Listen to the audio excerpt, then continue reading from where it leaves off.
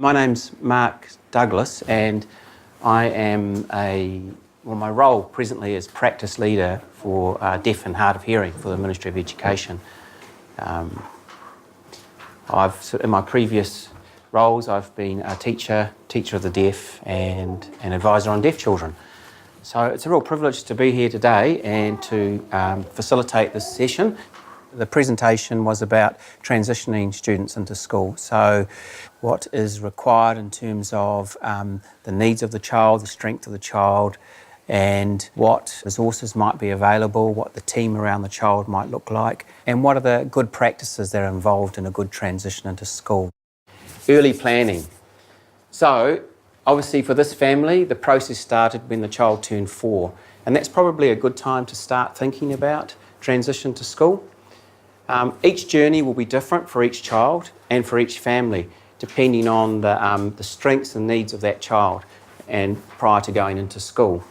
And you need to look at what are the school options available, what are the placement options within your local area, whether it be the local school, whether it be a satellite class that maybe sits under a deaf education centre, or whether it might be a deaf education centre like a base school or something like that itself. Meeting with the school teams. So once you've made a decision on where you want to go, then scheduling meetings with the school or the area, the facility that you're going to, getting to know who's there, they get to know you, having an understanding of what the needs and strengths are for your child. Then we'll look at what resources may be required, and I'm going to go through it. There's a raft of resources, and they sort of sit a bit on a continuum that are available depending on the child and the family. Okay, so resources can be many different things. It can be people, it can be materials, and it can also be funding. So there's sort of 3 different areas we can look at for resources. And depending on the strengths and needs of the child will depend on the type of resources that are required to allow them to really benefit in the school environment. It can also be for professional learning and development, so we can provide professional learning development for the team within the school to develop their understanding around what the needs and the strengths of the child are as well. So the first 2 resources are funding resources, which you may or may not have heard of.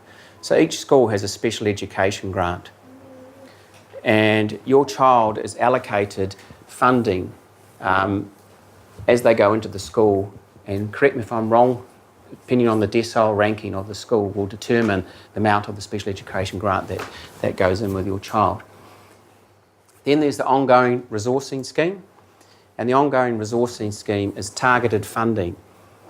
What that means is that the child is identified as having needs that may follow them all the way through school. And then there's what we call specialist funding.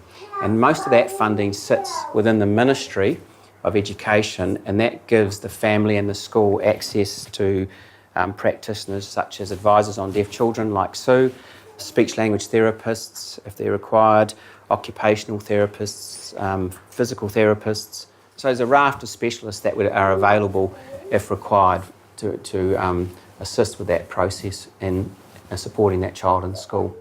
There's also a new initiative that's just starting to roll out across the country now called New Zealand Sign Language at School. And that initiative is funding, it sits over and above the ongoing resourcing scheme funding, and that's for students who require New Zealand Sign Language to access the curriculum. And then there's the assistive technology that some of you may be aware of already, FM systems or DM systems as they're now called, and any other assistive technology that might be required. So once the child is in school, it's really important that we monitor that transition into school and make sure that what was required and for that child to be engaged in the classroom setting and to be able to access the curriculum and to feel, happy basically in the school environment is happening. And the way we do that can be either through informal or formal monitoring. Obviously, families talking to the teacher is probably the first port of call. Talking with your child to see how they feel, are things going okay. Teacher-parent meetings and team meetings, or what we call individual education plan meetings as well, may be required if there are practitioners involved, like a resource teacher of the deaf or a teacher aide and so on and so forth, so that a plan is developed and reviewed on a regular basis. Yeah, well, I was a panel member on the Transition to Schools workshop, which is something I'm quite passionate about. We've been through, just in the last few years, that whole transition, and it's terrifying. So I'm really, really passionate about giving parents the most information that they need to make that transition easier, both on themselves and on the kids and on the school involved. I think my summary for transitioning into school is that the parents are, I've heard it said, the team leader, and you have to be. You have to be that constant presence. You can't ever step back and think that somebody else will do it, because nobody knows your child like you do.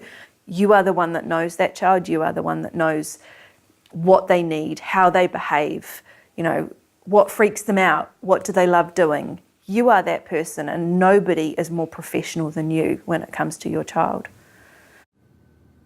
Many of the other parents commented that transitioning to school was very difficult. There are issues with funding.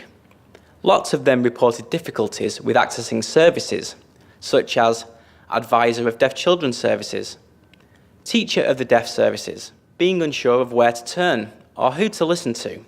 It can be overwhelming. So I think it's important that parents, such as myself, understand what to do and where to go. So listening to other parents today was interesting, to better understand some of the answers to these questions.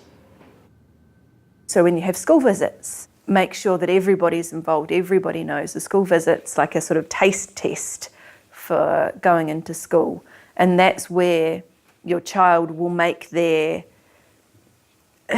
opinions known on whether they like school, whether they think school's going to be great, or whether this transition's going to be painful and hideous and awful.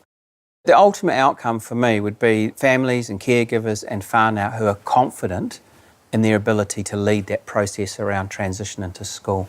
So they feel confident to be able to ask the questions that need to be asked, confident that the resources will be there if they're required, and confident in their conversations with the schools in terms of having high expectations for their child, that it's going to be a successful process. And also confident to speak up when things aren't going right. And finally, and it's something that's actually come out of today, has been